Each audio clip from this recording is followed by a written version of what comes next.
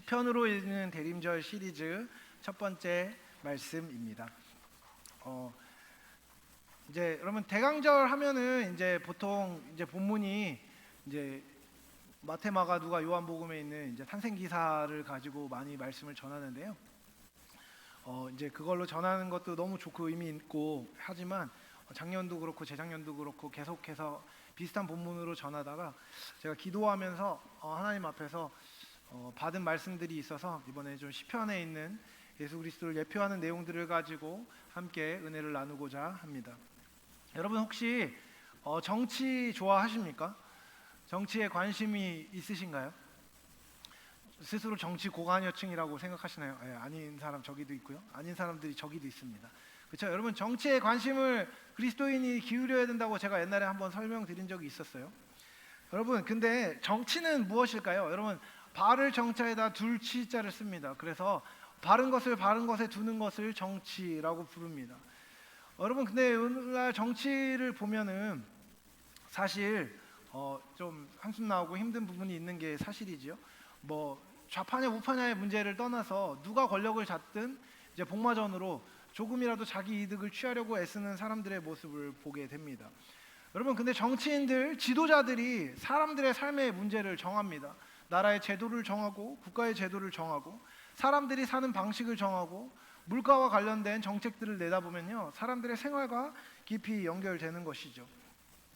여러분 그래서 정치에는요 힘의 논리가 막 열심히 대두되어서 힘 있는 자들이 더 많은 것을 갖는 것처럼 느껴지는 경우가 있습니다. 근데 그게 계속 되나요? 아니요, 그렇지 않습니다. 힘 없는 사람들도 힘 있는 자들에게 목소리를 내기 시작하죠. 공정해야 된다라는 얘기들을 막 내기 시작하면서 여러 가지 싸움들이 일어납니다. 갑자기 이런 이야기를 왜 했느냐? 여러분 정치가 사람들의 삶을 행복하게 해줄 수 있을까요? 저는 솔직히 얘기하면 아니라고 생각합니다. 왜냐하면 다른 사람들의 문제를 결정하는 권리가 그 사람 당사자에게 있지 않고 다른 사람에게 있기 때문입니다. 또한 여러분 내 삶의 문제를 내가 결정하면 내가 행복해질까요? 여러분 사람들의 삶의 문제, 삶의 방향의 문제를 누가 결정하는 것이 옳은 것입니까? 누가 결정해야 더 많은 사람이 행복해질 수 있습니까? 아니 더 많은 사람이 행복해지면 괜찮은 겁니까? 여러분 사실 권력이라는 것은요 힘이 있는 사람에게 모이게 되어 있습니다. 그렇게 되면은 힘이 있는 사람들은 힘이 없는 사람들로부터 이득을 취하려고 하게 돼 있습니다. 그게 그냥 법칙이에요.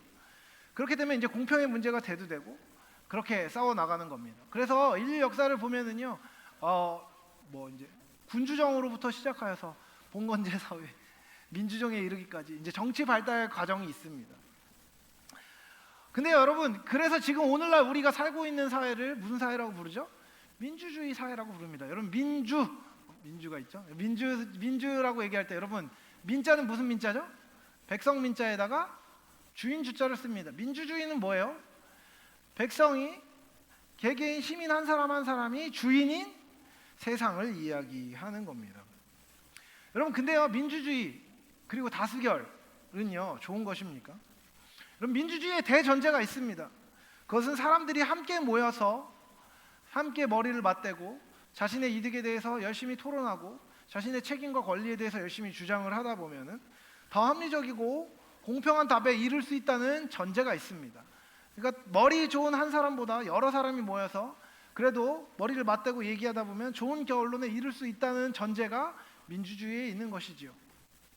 여러분 근데 정말로 그렇습니까? 그렇지 않습니다. 여러분 우리는 모두 실수합니다. 그리고 우리는 모두 이기적이지요. 그러다 보니까요 여러분 어느 지점에 이르면 타협이 나타나지 않습니다. 어느 지점에 이르면 포기할 수 없는 자기의 이득과 자기의 것들이 있게 마련이지요. 여러분 갑자기 이 이야기를 왜 할까요? 여러분 우리를 행복하게 할 수 있는 존재가 누구인지에 대한 생각이 우리에게 필요하기 때문입니다. 여러분 우리는요 애초에 하나님께 속한 자였습니다. 우리를 참되게 행복하시게 하실 수 있는 하나님께 속한 자들이었죠. 근데 그 하나님으로부터 떠났습니다. 그리고 떠난 상태에서 우리는 여러 가지 방법을 이용하여서 자기를 행복하게 하려고 애씁니다. 원래 우리는 하나님이라는 참되고 아름다운 왕에게 속한 자였는데 이제는 떠난 자가 되었었던 것이죠. 결국 그렇게 하나님으로부터 분리된 우리는요, 우리 안에서 왕을 세우기도 하고, 우리 안에서 더 똑똑한 사람에게 의지해 보기도 하고, 우리 안에서 더 힘 있는 사람에게 의지해 보기도 합니다. 하지만 그것은요, 결국에는 실패한 장소에서의 일일 뿐인 것입니다. 생명이 없는 곳에서의 분투일 뿐이 되는 것입니다. 여러분, 우리는 하나님으로부터 분리되어 있습니다. 그러나 그 떠남을 하나님은 안타까워하셨습니다. 왜 그렇습니까? 하나님 우리를 사랑하시기 때문이죠. 우리를 긍휼히 여기시기 때문입니다. 하나님은 그렇게 떠나서 자기 혼자서 시체말로 삽질하고 있는 우리들을 안타까워하십니다. 그리고 다시 우리의 온전한 행복을 이뤄주시기 원하셨습니다. 그래서 예수님이 직접 오신 것이죠. 그렇게 오신 예수님을 기념하고 기억하는 날이기에 우리에게 대림절은 의미가 있는 것입니다. 여러분, 예수님의 오심은요, 물가가 오르내리는 것처럼 우리의 피부에 와닿는 문제가 아닌 것처럼 느껴지지만요, 사실은 피부에 와닿는 이 문제와 너무 깊이 연관이 있기 때문에 우리는 예수님에 대해서 생각하고 예수님의 오심에 대해서 깊이 숙고해야 하는 것입니다. 본문은요, 우리에게 오신 예수님이 어떤 왕이신지, 어떤 통치를 보이시는 분이신지, 우리의 삶 가운데 어떤 식으로 영향을 미칠 수 있는 분이신지를 보여주는 본문입니다. 다윗이 왕으로 있을 때 솔로몬이 왕자였습니다. 그리고 이 다윗이 왕으로 있을 때 솔로몬을 위해 이제 곧 왕이 될 솔로몬을 향하여서 쓰여진 기도와 찬양의 시가 오늘 우리가 함께 읽은 시편 72편입니다. 이 시편에서 왕이 어떤 존재인지가 노래됩니다. 이 시에서 백성을 향하여 바른 태도를 가지고 사랑하며 통치하는 참된 왕이 되기를 바라는 마음으로 시편 기자가 이 노래를 부릅니다. 그리고 동시에 이것은 우리의 참되고 영원한 왕이신 예수 그리스도의 속성을 예표하는 시이기도 합니다. 온 땅과 만물 가운데 참된 존재는 존재하지 않습니다. 오직 그 만물 너머에 계신 하나님만이 참되신 것이지요. 그래서 참된 왕을 노래한다는 것은 결국 왕이신 예수님을, 왕이신 하나님을 노래한다는 것과 동의어가 되는 것입니다. 본문에서 시편 기자가 왕을 위해 기도하고 있는데, 이 기도에서 시편 기자가 생각하는 왕이 가져야 되는 참된 속성이 있습니다. 무엇입니까? 의로운 판단력, 판단을 뒷받침하는 자비와 긍휼의 마음, 그리고 이 두 가지를 가지고 백성을 보호하기 위한 실제적인 능력과 그 능력을 실행하는 단호함과 의지라고 시편 기자는 이야기합니다. 여러분, 왕은 어떤 존재입니까? 이론상 전제군주는요, 모든 권력을 독점하고 있는 존재입니다. 그렇기 때문에 그 휘하에 있는 모든 백성의 생사 여탈권을 쥐고 있는 존재이지요. 다른 말로 얘기하면요, 왕국 안에서는요, 모든 자원과 모든 인력은요, 왕을 위한 것입니다. 왕의 행복을 위한 것입니다. 왕을 위하는 게 존재의 의의였던 것입니다. 왕이 다스리는 나라에서요, 왕은요, 정말 위에 아무도 없는 신과 같은 존재였습니다. 하지만 여러분, 온전한 나라라면요, 모든 나라가 왕을 위해 존재하듯 왕은 또한 자신을 위해 존재하는 것이 아닙니다. 나라와 왕이 하나라면 또한 나라를 이루고 있는 백성을 향해 왕은 의무를 지니고 있습니다. 그것이 정당한 것이죠. 그렇다면 왕의 참된 의무는 무엇입니까? 속한 백성의 안위와 행복을 지키고 그들이 행복하도록 하며 올바른 삶을 살도록 지도하는 것, 그것이 왕의 의무입니다. 그렇게 여러분, 왕국에서요, 왕이 올바르면 평화롭습니다. 반대로 왕이 이상하면 모두가 고통을 받을 수밖에 없습니다. 그것이 왕국의 속성인 것이죠. 여러분, 오늘 시편 기자가 얘기하는 왕의 자질은, 첫 번째 자질이 무엇이라고요? 바로 의로운 판단력입니다. 1절을 봅시다. 하나님이여 주의 판단력을 왕에게 주시고 주의 공의를 왕의 아들에게 주소서. 여러분, 이게 왜 필요합니까? 그는 판단의 자리에 설 수밖에 없는 존재이기 때문입니다. 여러분, 판단한 자리에 선다는 것은 무슨 의미일까요? 판단받는 사람, 지금 자기의 권위 아래에 있는 사람의 삶의 방향을 보고 그것의 옳고 그름을 판단할 뿐만 아니라 그 결과에 대한, 그 판단의 결과에 대한 바른 답을 그 백성들에게 제시해 주는 것입니다. 여러분, 근데 이것은요, 의에 잇대어 있지 않으면 안 됩니다. 왜 그렇습니까? 왕이 사사로운 감정으로 의롭지 않게 판단하면 사람들 사이에 억울하고 힘든 일이 생기기 때문입니다. 억울함을 당한 사람의 삶은 어떻게 되겠습니까? 망가질 수밖에 없는 것이지요. 그렇기 때문에 의롭고 올바른 판단력을 가지면요, 여러분, 그 백성들이, 그 왕의 휘하에 있는 백성들이 평안해지게 되는 겁니다. 편안 말고요, 평안해지는 겁니다. 또한 의로운 판단력은 굉장히 중요한데 의롭지 않은 자에 대한 날카로운 감각을 가지는 것을 또한 의미합니다. 여러분, 왕이 불의에 대해서 가만히 놔둔다면 어떻게 되겠습니까? 불의가 행해지는 겁니다. 폭력이 행해지는 겁니다. 그러면 그의 왕국 안에서는 왕을 제외한 사람들 안에서 왕의 판단력이 제대로 작동하지 않을 때 힘 있는 자, 왕과 가까운 자, 왕과 친한 사람들은 융성하게 되고 그렇지 않은 사람들은 피해를 받게 되는 것입니다. 여러분, 이와 같이 의로운 판단력을 가진 왕이 있다면 그 왕은 불의를 향하여서 단호한 태도를 가질 것입니다. 그리고 그 불의로 말미암은 죄악을 저지르는 사람들에게 단호하게 대처할 수 있는 마음의 태도를 가질 것입니다. 그래서 여러분, 왕은요, 통치하는 사람은요, 다른 사람의 지도자는요, 의로워야 합니다. 옳고 그름을 제대로 판단할 수 있어야 하는 것입니다. 또 왕은 자기 휘하에 있는 백성들을 향해서 자비와 긍휼의 마음이 있어야 합니다. 자기 백성의 자질과 능력으로 그들을 판단하면 왕은 제대로 된 왕이 아닙니다. 여러분, 오해하지 마십시오. 지도자의 자리에 있는 사람들이 사람들의 능력을 올바르게 파악하지 못해도 된다는 이야기가 아닙니다.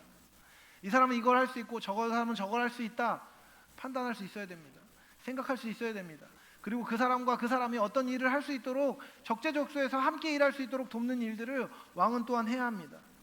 하지만요, 올바른 왕은요, 자기의 백성들을 참되게 사랑해야 됩니다. 무언가를 잘하기 때문에, 자기에게 이득을 주기 때문에 사랑하는 것이 아니라요, 존재를 사랑하고 내가 보호할 대상임을 아는 그 책임감을 가지고 백성들을 사랑할 수 있어야 하는 것입니다. 올바른 왕은 자기를 절제하며 상대방의 존재를 보고 올바르게 대해야 합니다. 가난한 자의 신음에 귀를 기울일 줄 알아야 합니다. 너 가난하구나, 네가 일을 안 해서 그렇지, 그냥 나가 죽어라. 여러분, 이것은 왕이 아닙니다. 여러분, 가난하고 연약한 사람, 아픈 사람, 너 아프구나, 네가 평소에 운동을 안 하고 자기 관리도 실력인데 그렇게 살다 죽어라, 왕이 아닌 것이지요. 여러분, 왕은 어떻게 해야 되는 것입니까? 그와 같이 어려운 상황에 있는 사람의 말에 귀를 기울이고, 실수했다면 용서해주고 기회를 주고, 그 기회 가운데 나태한 자가 있다면 때로는 때리기도 하고 깨우기도 하고 일깨워서 올바른 길, 온전한 삶을 살 수 있도록 하는 것입니다. 또한 여러분, 억울한 자의 사정을 풀어줄 수 있어야 합니다. 힘들어하고 있는 사람들, 무엇이 꼬인지 알지 못하는 사람들을 향하여서 마음을 다해 가야 되는 것이죠. 여러분, 잘 알고 있다시피 저는 T입니다. 그래서 여러분, 저는 사고가 우선으로 가죠. 여러분, 그렇다고 해서 제가 여러분한테 공감하지 않는 건 아니라는 걸 꼭 기억해 주길 바랍니다. 여러분, 그 날카로운 사고력으로, 판단력으로 그들의 상황을 파악하되 그들을 궁히 여기고 사랑하며, 여러분, 억울한 자가 있다면 풀어주고 함께 해주고 그 사정을 이해해주는 넉넉함이 왕에게 필요한 것입니다. 번거로움을 감수하고 하지 않아도 되는 일을 하는 긍휼과, 여러분, 이와 같은 속성은 직접적인 관계를 맺습니다. 또한 악에 의해 고통받는 자들을 신원하고 죄악으로 인해 피해를 받는 상황에 분노하고 그것을 향해 올바름을 관철하기 위해 삶을 던지는 것, 이것 역시 자비와 긍휼과 연결되는 속성입니다. 이에 더하여 왕은 반드시 이 마음을 실제로 실행할 수 있는 능력이 있어야 합니다. 여러분, 왕입니다. 제가 지도자입니다. 날카로운 판단력을 갖고 있습니다. 제가 잘하는구나, 제가 못하는구나, 제가 잘하고 있구나, 어떻구나, 쟤는 사랑받을 만한 아이구나, 쟤는 사랑해줘야 되겠구나, 용서해야겠구나, 혼내야겠구나, 이해했습니다. 모든 걸 알고 있습니다. 근데 안 하고 있습니다. 그 사람의 삶의 변화를 위해 어떤 것도 하지 않습니다. 여러분, 그럼 어떤 영향력이 생깁니까? 어떤 영향력도 생기지 않습니다.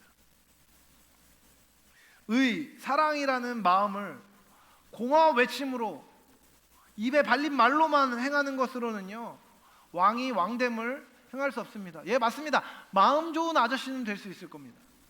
마음 좋은 이웃은 될 수 있을 겁니다. 근데 실제로 내 삶의 방향과 방법을 제공해주는 왕은 될 수 없습니다. 위협으로부터 우리를 보호해줄 수 있는 힘이 있는 존재가 왕이어야 합니다. 우리의 가난을 극복할 수 있도록 부를 축적할 수 있는 방법을 알려주든지, 재화를 가지고 우리를 도와주든지, 못 먹고 있으면 밥을 만들어서 밥을 떠먹여주든지, 여러분, 실제적으로 문제를 풀어줄 수 있어야 합니다.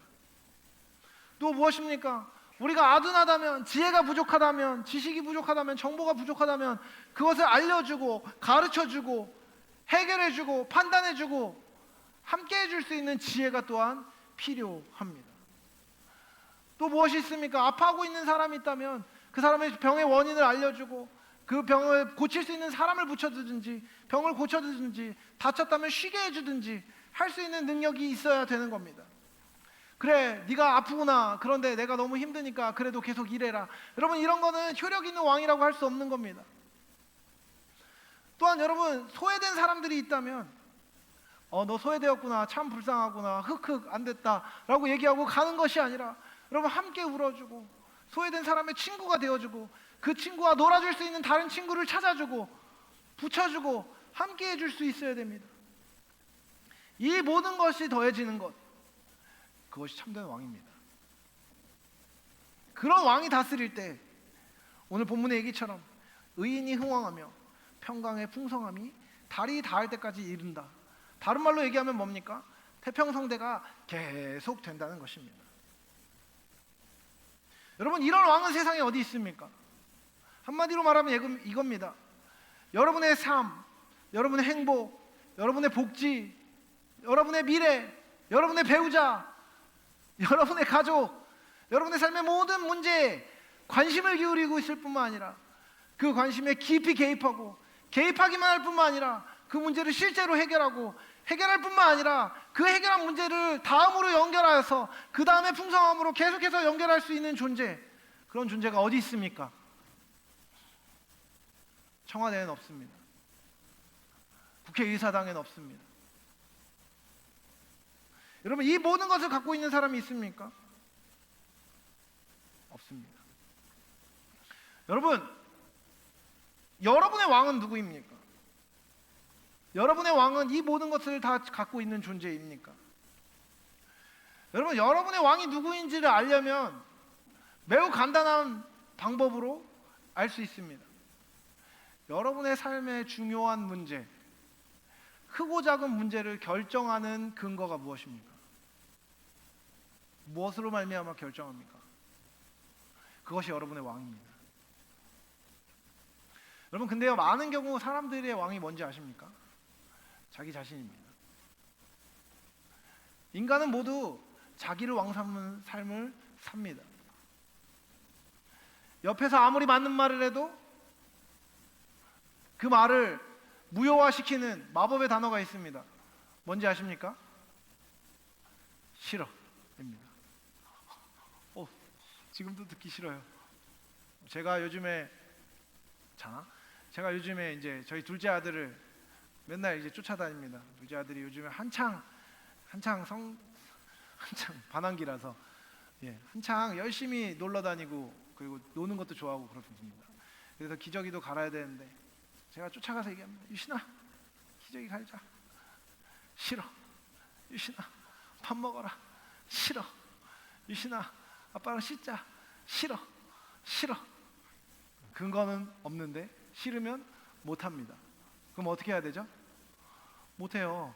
붙잡고 설득을 하든지 아니면 들고 가야 됩니다. 여러분, 나에게 진짜 좋은 게 뭔지를 자기가 판단할 수 있는 능력을 우리가 갖고 있을까요? 여러분, 제가 왕에 대해서 이야기한 이유가 있습니다. 여러분, 우리는요, 우리 삶의 문제에 대해서 올바르게 판단할 능력을 갖고 있기를 원하지만 갖고 있지 않습니다. 우리는 의로운 판단력을 갖고 있지 못합니다. 우리의 판단은요, 휘어져 있습니다. 내게 좋게 해석하는 거죠. 내게 좋게 판단하는 겁니다. 내가 좋을 대로 행동하는 겁니다. 여러분, 그거 아십니까? 인터넷 커뮤니티에 남편들이 아내에게 용서받는 방법이 있습니다. 남편들이 아내에게 자기가 사고 싶은 물건이 있습니다. 플레이스테이션 4가 요즘에 5가 나왔나? 4가 사고 싶은 남편들이 이 플레이스테이션을 아내와 함께 살면서 사는 방법이 나옵니다. 무슨 방법이 있을까요? 첫 번째, 평소에 아내한테 잘하다가 용돈을 차곡차곡 모아서 아내한테 허락받아서 산다. 두 번째, 어떻게 하고 아내한테 사탕발림을 하고 아내를 여행을 보내주고 아내한테 가방을 사주고 어떻게 한 다음에 산다. 뭐 이런저런 방법들이 나오는데, 여러분, 이런 방법들이 막 나온 뒤에 그 밑에 댓글이 나오면 언제나 베스트 댓글로 나오는 게 뭔지 아십니까? 일단 사고 용서받는 게 더 빠르다. 일단 사라. 뭐 이런 얘기가 여러분 맨 앞에 나옵니다. 여러분, 이건 무슨 얘기입니까? 상대방의 의견은 상관없다는 겁니다. 함께하는 사람의 의견은 없습니다. 일단 네 맘대로 하고 나서 수습하는 게 더 좋다라고 생각하는 세태가 오늘날의 세태라는 것이죠. 여러분, 교회 안에도 너무나 많습니다. 그런 세태가 너무나 많죠. 목사님이 말씀을 읽으십시오. 여러분, 기도를 하십시오. 공동체 생활을 함께하며 서로 사랑하십시오. 예, 목사님, 그거 너무 좋은데 싫습니다. 예, 목사님, 그렇게 해야 되는 거 아는데 오늘은 바쁩니다. 예, 그렇긴 한데 제 맘대로 하겠습니다. 이런 애들이 너무나 많습니다. 이런 청년들뿐만 아니라 이런 성도들이 너무나 많습니다. 아니요, 저도 그렇습니다. 하나님, 이거 알겠는데요. 그래도 이거 뭐 어찌 안 될까요? 하나님, 이거 너무 하나님 뜻인 거 아는데 이거 하면 너무 힘들 것 같은데요. 하나님, 안 하면 안 되나요? 그 순간에 왕은 누구입니까? 하나님이 아니라 나인 것이죠. 여러분, 근데요, 내가 좋아서 한 그 일로 올무에 걸려본 적 얼마나 많이 있으십니까? 그토록 가고 싶었던 대학원에서, 그토록 들어가고 싶었던 직장에서 내 인생 최대의 빌런을 만나고, 내가 진짜 그 직장만 들어가면 주님 나라를 위해서 목숨을 다하겠습니다라고 얘기했던 직장 상사를 당장 한 대 후려치고 싶은 게 우리의 마음 아닙니까? 저는 그렇진 않고 여러분의 마음 아닙니까? 여러분, 내가 기도하고 내가 바라고 내가 생각하고 내가 판단해서 했는데, 여러분, 내가 좋아서 쫓아다닌 그 남자가 내 눈에 피눈물을 흘리게 하고 내가 좋다고 사랑한다고 얘기했던 그 여자 때문에 마음 아픈 기억이 얼마나 많이 있으십니까? 분명 옆에 있는 애 가슴 만져주지 말아요. 여러분, 내가 판단한 것 때문에, 그쵸? 여러분, 내가 음악 하겠다고 열심히 입시했는데 요즘 머리 터지고 있는 애도 저기 있습니다. 여러분, 그런 사람이 얼마나 많습니까? 내가 선택한 그 일 때문에. 물론 그것이 기쁨이 있지만, 사명과 관련된 일일 경우 너무나 좋지만, 여러분, 우리는 우리가 지금 당장 어떻게 하면 행복할 수 있을지에 대한 판단을 갖고 있지 않은 것입니다.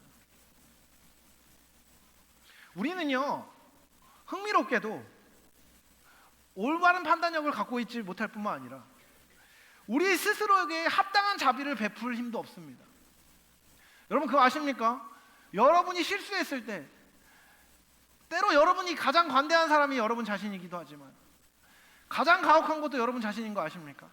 어떤 실수를 해서 옆에 있는 사람들이 괜찮아, 뭐 그럴 수도 있지. 아이, 바보, 그러면 안 됐어, 인생 쓰레기야 이러면서 막 땅 끝까지 막 파고 내려가는 사람들 많이 봤습니다.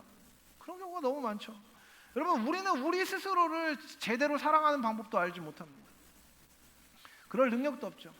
여러분, 제가 제일 좋아하는 음식 중에 하나가 라면입니다. 라면을 사랑합니다. 라면이 너무 좋아요. 왜요?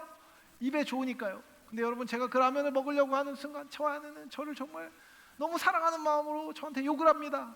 왜 그런 걸 먹냐? 탄수화물 덩어리고 그거 먹으면 배가 나온다. 그거 먹지 마라 라고 마음속으로 얘기하면서 눈으로만 얘기합니다. 그거 먹으려고? 그러면 제가 뭐라고 얘기하는지 아십니까, 여러분? 부끄러운 얘기지만, 여보, 입에 맞으면 살이 안 쪄. 입에 좋은 게 몸에 좋은 거야.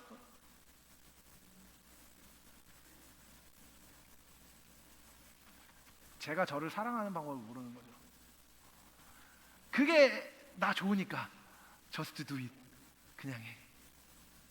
아니요. 그것은 나를 사랑하는 게 아닙니다. 너무 좋아하지 마십시오. 그것은 자기를 학대하는 일일 수도 있는 것이죠. 그러면 자기를 제대로 사랑하고 자기에게 올바른 판단을 내려주고 자기에게 합당한 처방을 내려줄 수 있는 지혜와 지식도 우리에게 없습니다. 더불어 우리는 우리 스스로를 행복하게 할 수 있는 능력을 갖고 있지 않은 것이죠. 그렇게 여러분, 우리는요, 우리 스스로의 왕이 되어서는 안 되는 것입니다. 그것을 인정하는 것이 기독교 신앙의 시작입니다. 그리고 왕이 될 만한 분을 왕으로 모시는 것입니다. 그것이 기독교 신앙의 시작이며 핵심이며 중간이며 끝까지입니다. 말씀을 마무리하겠습니다. 여러분, 예수님께서 여러분의 왕이 되기 위해 이 땅에 오셨습니다. 여러분의 뒤치다꺼리를 하기 위해서 오신 것이 아니라요, 여러분의 왕이 되기 위해 오셨습니다. 예수님은 모든 올바른 판단력을 갖고 계십니다. 그분의 판단은 틀리지 않습니다. 이때까지 틀린 적이 없습니다.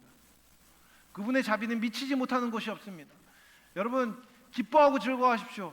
안타깝게도 여러분이 자기 맘대로 하고 하나님께 돌아오면 하나님이 고쳐주시는 게 사실입니다. 받아주시는 게 사실입니다. 그런데 그렇게 받아주시는 과정 안에서 여러분을 가르치시는 것도 사실이라는 것을 기억하십시오. 그분은 자비를 가지고 여러분을 끝까지 가르치시고 여러분을 향해 끝까지 인내하시고 끝까지 기다리실 것입니다.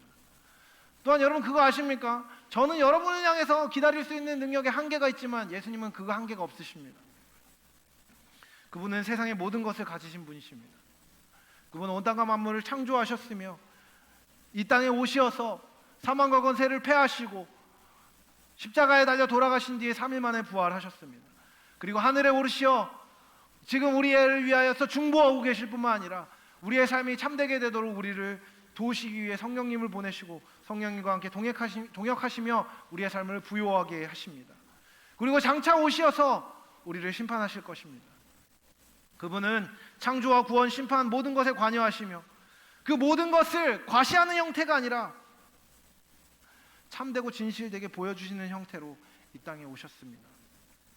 그분은 왕으로 오실 수 있었고 왕의 자리에서 오실 수 있었고 가장 힘센 자리에서 오실 수 있었지만 가장 낮고 낮은 곳에서 가장 비천한 곳에서 오셔서 낮은 자들의 친구가 되어주셨을 뿐만 아니라 모든 사람들보다 낮은 자가 되셔서 모든 다른 사람들을 높이셨습니다. 그래서 그분은 우리의 왕이 되실 수 있는 것입니다. 그분은 주장하지 않으시지만 살아가시고 그분은 통치할 수 있으시지만 섬기시며 그분은 우리를 강압할 수 있으시지만 우리와 함께 하시고 우리를 기다리십니다. 그분은 여러분을 참된 길로 인도하실 수 있는 능력과 판단 더불어 여러분을 정말 참되고 아름다운 길로 가게 하실 수 있는 호의와 사랑까지 갖고 계십니다. 그분께 여러분의 삶을 내어드리십시오. 여러분, 이미 나는 예수님이 나의 왕이신데 라고 얘기하시는 분들에게 다시 한번 묻겠습니다. 왕을 왕답게 대하십시오. 왕을 무시하지 마십시오. 그분은 여러분을 한없이 사랑하시지만 그 사랑은 여러분이 가볍게 대해도 되는 것이 아니라 감사와 감격으로 대하며 그 사랑은 누려야 하는 것입니다. 우리의 왕이신 예수님을 잘 맞아들이는 대림의 기간이 되기를 소망합니다.